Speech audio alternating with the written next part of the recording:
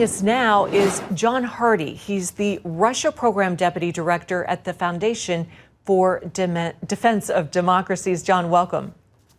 Thanks for having me on. What's behind Russia's increased attacks on Ukraine? Is this retaliation for Ukraine's surprise incursion of Russia territory?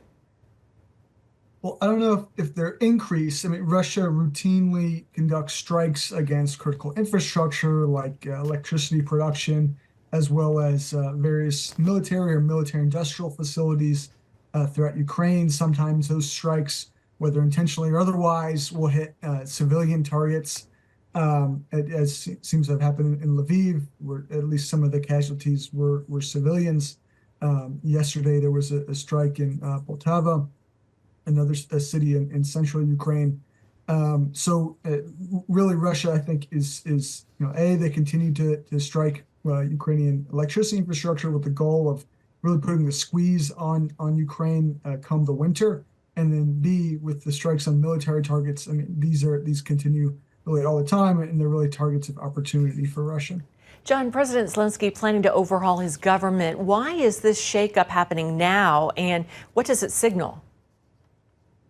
Well, I think it's been months in the works. As you mentioned earlier, maybe half a dozen or so different ministers. Some are leaving government, some are having their portfolios changed or expanded.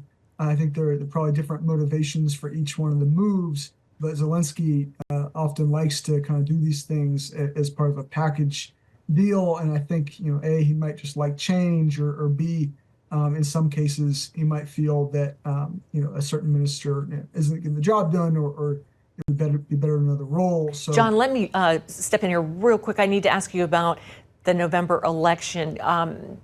Could this affect America's support for Ukraine, who ends up in the White House? The composition of the Ukrainian government will not make a difference. I think Zelenskyy does want to have the right team in place in this crucial moment, which is important developments both in Ukraine and in terms of Western support. Also, speaking of elections, today Attorney General Merrick Garland accused Russia of weaponizing disinformation to influence the presidential election. We've heard claims like this before. What is your reaction?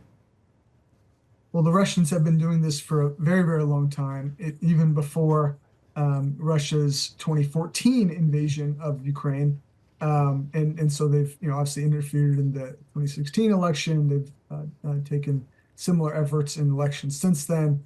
And so the latest allegations from the Biden administration are really part and parcel of Russia's playbook, moving money covertly to front organizations, spreading disinformation to try to undermine U.S. support for Ukraine and sow division and undermine faith in democracy here in the U.S. All right. John Hardie, Deputy Director at the Foundation for Defense of Democracies. We always appreciate your analysis. Thank you. Thank you.